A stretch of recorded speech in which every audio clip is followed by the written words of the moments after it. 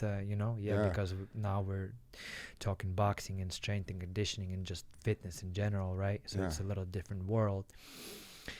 So Talk to me a little bit about, I think you hit on a key word, and obviously this podcast is really about not just your story, but as we talked about, right, providing insight onto the journey and what it takes and how we all get here into this fitness world or sport world.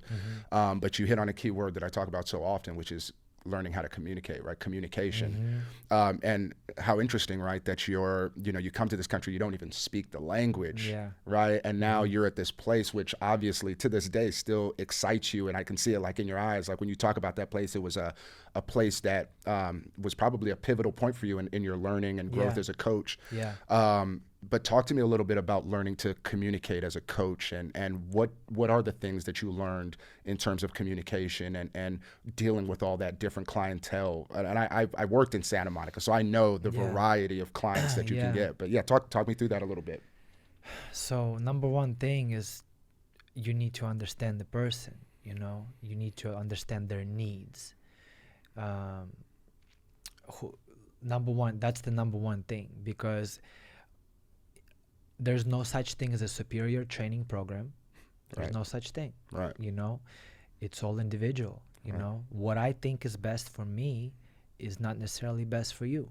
And there's more than one way to the top of the mountain. That's right. Somebody gets in their best shape and lives their best life by running. Some people do it by lifting. Some people do it by boxing. Some people do it, find their passion with circuit training or whatever. You know. So that's where I believe that's the number one key, to understand the person, what they need and what they like. Right.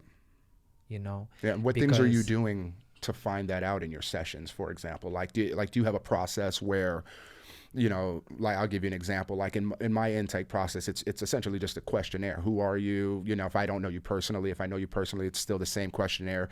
What are you looking to do? How many times are you looking to train? Did you play any sports in the past? I'm just trying to find out who they are, and then it helps spur the conversation.